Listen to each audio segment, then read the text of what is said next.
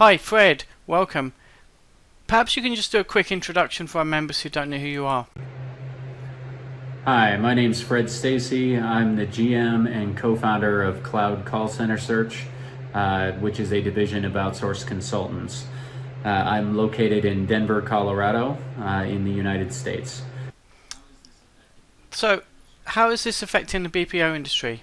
It's a great question, Raj. I think the BPO industry has been significantly impacted, as we've all seen, with in particular the Philippines and what they're going through right now with the lockdown. They're also a multi-generational households in a lot of instances.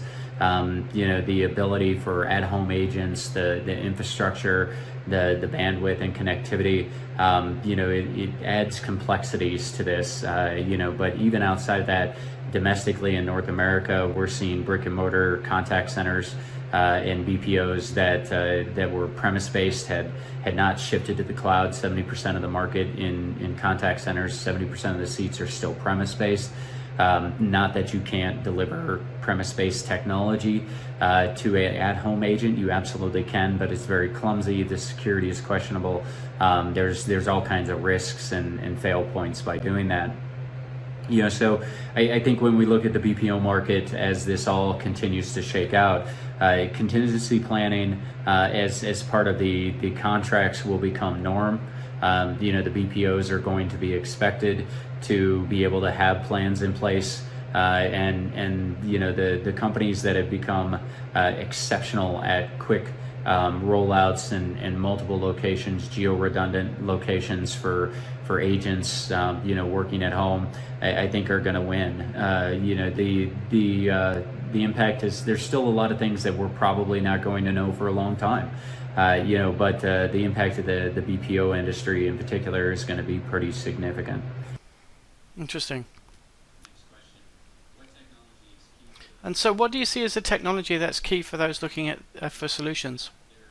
Raj, there is a ton of technology out there, and every technology company that offers any kind of cloud-based technology is saying that they can help, and they can. Legitimately, there's ways that you can leverage AI to take on some of the volume while you're trying to figure out your home-based model. There's plenty of technology on the CCaaS side, UCaaS, collaboration. But there are certain tools that I believe you absolutely need in order to make the home-based agent model work. I mean, first of all, you need a collaboration and a unified communications tool set. Secondly, your CCaaS solution really does need to be truly cloud-based. And leveraging WebRTC is the phone or the way of communication. Then you start looking at the secondary and tertiary products. I think that employee engagement is critical, especially when you're migrating them from, in brick and mortar to at home. They're not going to be used to that. You're going to have to help them really figure out the processes of being remote, how to stay engaged, and encourage that engagement throughout multiple employees through some type of collaboration, chat, video. Some companies are implementing things like happy hours virtually. There's all kinds of ways to engage the employee. I think gamification is still critical. You can really help the at-home agent migration by continuing those games and continuing celebrating successes and helping people work through their challenges. So collaboration, all your communication tools, gamification, employee engagement, and then don't forget about training and onboarding and LMS tools. There's a lot of technology you can bring in. Things like noise canceling technology. All of these pieces that we don't necessarily think of when we're working inside our brick and mortar operation are going to become critical as you continue to deploy and expand your at-home model. Excellent, thank you. Good. So you've been in the industry a long time now. Have you seen anything like this before? Well, I think the closest representation in the last 26 years since I've been in this industry has been 9/11. Mainly that was more felt directly here in the U.S. Clearly, I was traveling internationally a lot during that time. A lot of countries were impacted. They took a pause, recognized that the world was going to shift, and things were definitely going to happen. There's no question. But domestically in the U.S. during 9/11, I saw a lot of companies shudder for a second, but the impact was not as long-term or as significant to the particular industry, right? I'm not saying it was a horrible situation, and I remember exactly where I'm at, and I'll always remember that. But I think a lot of us will look back at this and remember exactly where we were at when we all first started down this process. But the long-term impact of this is going to be much more significant on us because of the contingency planning. The really forcing the industry that 70% is premise-based and not ready. It's really forcing us to look at our contingency plans and really put them into action, and then find the gaps and identify opportunities for improvement. This is going to change our market so much that I think we really don't have a complete insight yet onto everything. But I don't think I've in 26 years ever experienced anything close to this impact. Okay, excellent, thank you. And what are the long-term prospects for centralized contact centers, Fred?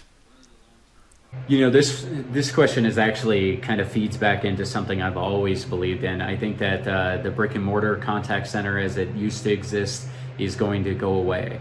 The reality of our world is we're learning that at home can be as effective. We're learning ways to make it efficient and still have all the KPIs and information we need, but it's also opening up our ability, by forcing at home to hire from multiple locations, to learn how to train, onboard, how to continually monitor, engage, and work with our employees.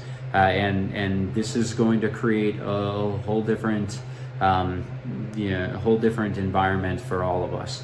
The long-term impacts are going to be significant, and I think what's going to win is something I've always believed in, which is more of a hybrid model of localized hubs for the contact center, for training, for engagement, for all kinds of reasons. You would have a small center with dispersed agents surrounding it in the communities.